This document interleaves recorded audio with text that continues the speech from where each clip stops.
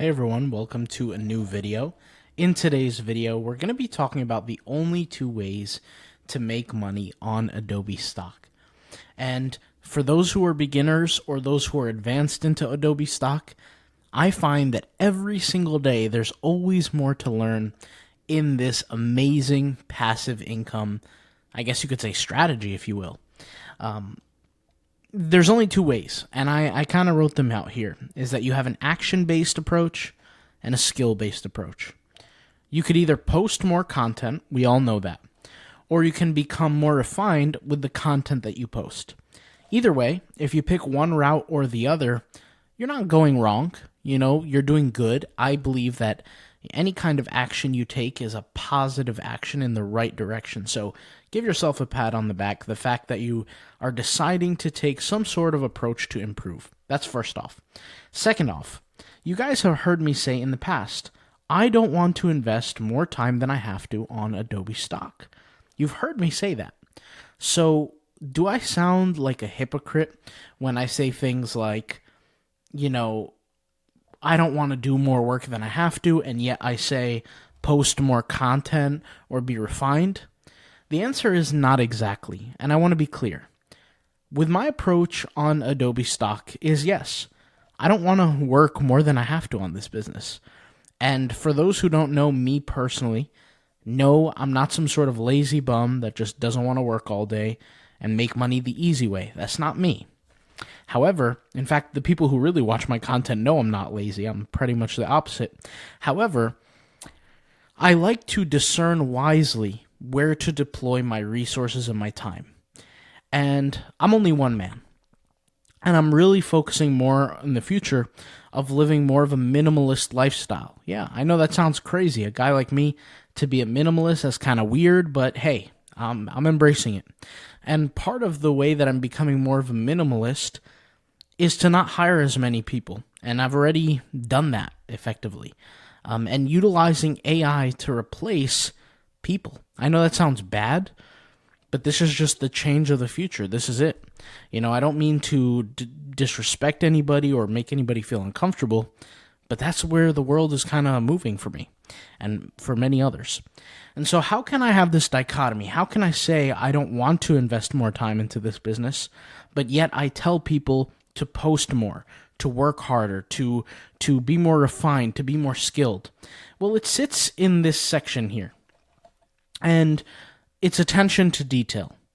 The reason why I say I don't want to work more than I have to, and I've said this before in my videos, and some people felt kind of weird about it, is because the way I see Adobe Stock is it's one of these businesses where, to be honest, in order to be successful, it's no longer required for me to be there.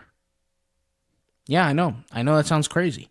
It's no longer required for me to be at the business in order for the business to make money. I use tools, for example, like this AI agent tool that costs $50 a month, and it does more than half of the work for me. It tags and titles the image for me. Think about how much time that takes. Literally, I could tag and title 100 images in less than 5 minutes with an AI tool. Now, it's not me who's doing it. The AI tool is doing it. I just have to be the master in learning how to use it. Now, this is not some sort of promotion for the AI agent because, to be honest, I'm deciding on creating my own AI tool that can tag and title stuff for me. And, that's just something I'm working on behind the scenes by myself. However, in the same notion, these tools exist as a massive, massive, massive opportunity. Effectively, imagine literally investing money into something at a small level and having returns. That's what this does. Imagine every single time you put in $5, you have the opportunity to make $1 back, $2, $5, $10, whatever. And it's just a matter of how much skill you have. And when I say skill, I want you guys to not look at it in a hard work kind of way, because that's not what this is. Adobe Stock is not one of these businesses where you have to, quote unquote, work hard. That's not what this is, guys. Okay? Adobe Stock is all about deploying resources. At least now it is. It wasn't this way 3 years ago. 3 years ago, guys, maybe image generation had just started. It wasn't like a big thing. And so for Adobe Stock and all stock photography businesses, it was very, very heavy on real photographers, real effort, real hard work. But that doesn't exist anymore. I can create AI images that get posted on these platforms and make me money. And for all the Puritans out there, for all the purists who truly, truly love to take photos and post them and make money off of it, I salute you. I give you a head nod. I give you a salute. I shake your hand and I say, you're doing great. And I would also say that, hey, you're amazing, but the world is changing. And the world couldn't move on without you. You are needed. As a photographer, you are needed. However, the world is moving in such a direction to where there are more AI images on the platform than there are real human images on the platform. Think about that. There are more AI-generated images on Adobe Stock today, at least I think so, than there are real photographer images. Quite incredible. It's an incredible ideology. Now, some people look at it in a negative point of view. Some people look at it in a positive point of view. What do I always teach? Remove your emotions. Don't be negative. Don't be positive. See it as it is. Move forward in the direction that you need to. And so when I say attention to detail, when I say paying attention or skill, what do I really mean? What I really mean is figure out how to shortcut the elite process. How do you become elite quickly? Well, some of the questions you might ask yourself is, what causes rejections? A lot of people think it's just having a bad quality image. Of course, that will create rejections, but there's much more to it. A lot of people who are in the members area, passive income school, where I teach various different passive income strategies. One of the passive income discussions on there is Adobe Stock, and I've very clearly not only made videos, but written it down how to drastically reduce your rejections in the common situation now, which things have recently changed in the last couple of months. Adobe Stock really started to boost up the amount of rejections, but because of my intent, because of my elite professionalism, and I don't say that to brag, but this is the truth, because of my elite professionalism, I went on a path to discover how can I truly mitigate these issues, i.e. rejections. So I was able to decrease the half rejection rate to about 12%, 14%. Before this massive amount of rejections on Adobe Stock, I was getting almost no rejections. I was getting, 2, 3, 4%? Then all of a sudden, overnight, it seemed like it jumped from 4% to about 50%. And then I slowly started to break down, to analyze the algorithm in a, once again, non-emotional kind of way. Because if you're emotional, your emotions are going to get in the way. You're going to say, oh my God, I hate Adobe Stock. I hate them. They take my hard work and they reject me. These son of a guns, this XYZ. You're gonna say some foul language towards them. Why? Because you're involving your emotions. But you need to take your emotions out of it and truly analyze. Now, these answers are all in my members area, so if you want to see them, check them out. I'll leave the link in the description if you want to check it out. We don't only talk about Adobe Stock, we talk about other things. However, my point is you want to be elite in your thinking. And don't just think simply. It's not as a simple answer as it might be, where, oh yeah, because the image is low quality. Well, the truth is that I can submit high quality images and they can still be rejected by Adobe. And it's not by chance and it's not by luck. There are very specific reasons as to why. That's one. The next question I would ask myself is, how can I find new ways of producing content? So I'm not going to show this here right now because I already made a video on this, but maybe a video or two ago, I kind of showed a tool that was creating videos for me. And it's not a tool that I pay for, it's just a tool that I created custom, and it's not one of these tools that create videos in a way where it's like an AI video generator. It's something completely different, and I showed it, like I said. Not only am I using that for my YouTube, but I actually decided, you know what? Why don't I post these type of videos to Adobe? Why don't I do that? Although it does cost me some server resources, it's not for free, obviously. I do pay money for the tool to be able to work because it is heavy on the server load. But it's still something that can potentially lead to a success. And this is something I also want to teach you guys is Just because you try something new and it might fail, that doesn't mean the whole outcome is trash. You have to be able to handle your failures with grace and just continue to keep pushing. The huge difference that I find between the massive amount of people who have been successful, not just in Adobe Stock, but in general, successful in any kind of lane in life, versus the people who have been unsuccessful, is their willingness to continue. At a certain point in time, when you are faced with challenges, you just have to keep pushing, and you might reach a breakthrough very soon.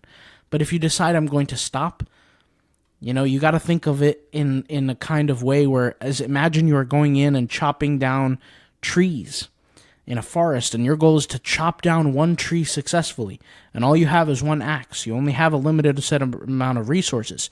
If you sit there and do 10 chops on one tree, 100 chops on another tree, 4 chops on another tree, never once is one tree going to fully get chopped down. So you have to engage all your resources towards one thing before it becomes a success.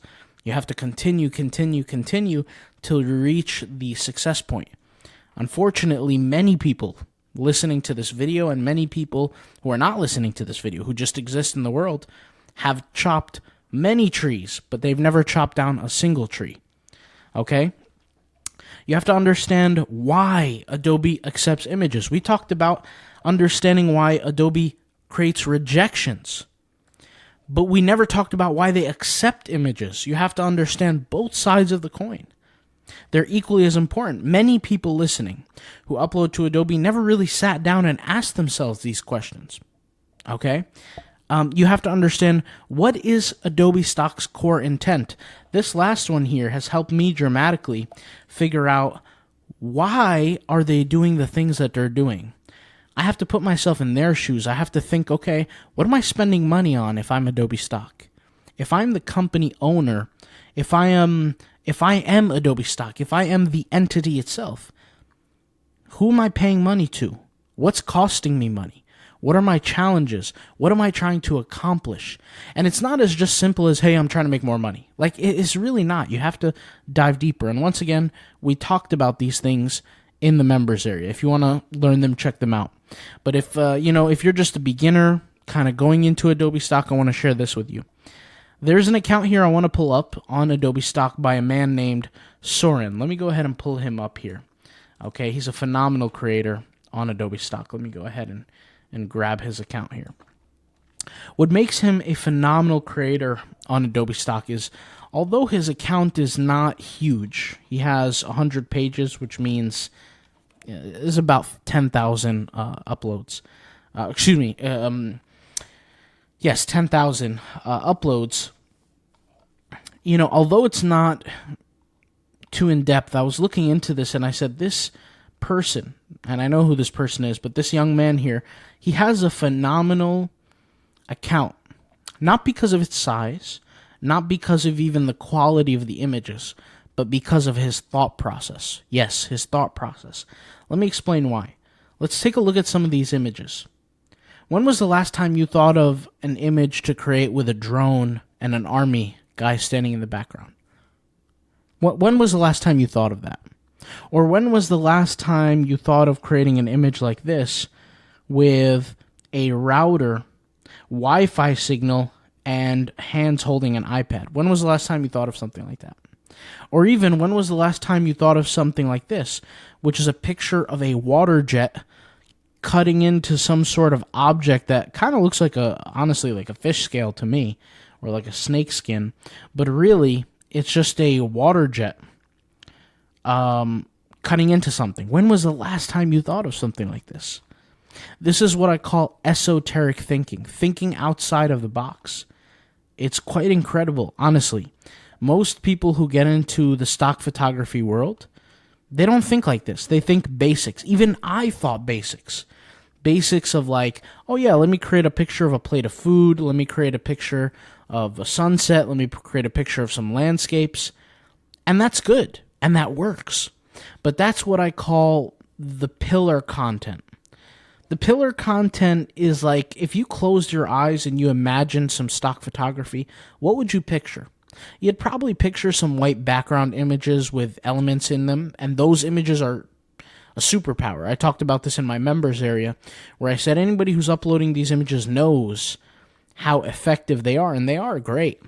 But there's a small difference between certain accounts that just, for some reason, they're outliers amongst everybody. And I know that this person here, this Saurin individual, this person who created this account, it's just a matter of time until he becomes one of Adobe Stock's top contributors from a sales standpoint. Not just because he is consistent, or even because of the size of his portfolio. His portfolio is really not that big. He's got like 10,000 images or whatever.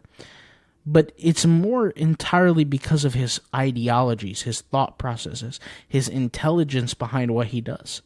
He's not just creating some random images. He's really, really thinking outside of the box. Look at this photo. This photo is actually kind of weird, but it's a wrinkly face with hair, and I mean, it just looks absolutely, you fill in the blank there, but this is not something people normally would think to create. I mean, let's just keep it real. There's a lot of different small things that can cause people to purchase images on Adobe Stock. And don't get me wrong, you could actually see this guy's development with time when you look at some of these images, right? You could see how they go from basic to what I call double-pronged. And I made a video on this before because I had a member in our members area who was also taking the same approach to creating images. And I kind of pointed him out. I made a whole video on him talking about how his account, and I said even though his account is not large, and even though he might not be making a lot of money right now because of how small the account is, he's doing things that really make sense. He's attacking one solution from two different angles. An image like one of the ones that we saw earlier, okay? There's a lot that makes sense there that might not seem readily apparent to people. And when people use drones, right, they might be using it for recreational purposes. They might not use it for military purposes, right? But by you including a picture of a military armed man in the background and a picture of a drone, now you've changed the atmosphere of this image entirely. Or even an image like this. An image with a bunch of ants on a windowsill, and that window is sealed shut, right? Now you've targeted from a different angle. If somebody just put pictures of ants, well, that's like a traditional amateur level creator. And once again, those amateur level images are not bad. I want to be clear. They're not bad. What they are they the pillar foundational type images. But when you take an image like this that clearly has a meaning behind it, a purpose behind it, that's why I call it the double-pronged approach, it now makes the image something entirely different. It's not just a picture of an ant. It stands for something. So who would buy an image like this? Well, maybe it's somebody who's either managing or building a website for a exterminator, where he, makes sure that ants don't come in your house. Or maybe it's a company that installs Windows and we make sure no critters or no pests come inside your house. There are certain people that have this gift that are able to think this way. And I have to admit, I'm not one of those people. I wasn't born this way, but I can learn from people. I might have created 200,000 plus images, but I always have more to learn, and that's what the whole concept of this video is that there's always more to learn. It's always important to be a student. And so I hope you guys enjoy this video, and if you have questions, let me know. I'll talk to you guys soon. Thank you guys for watching. Peace out. Bye.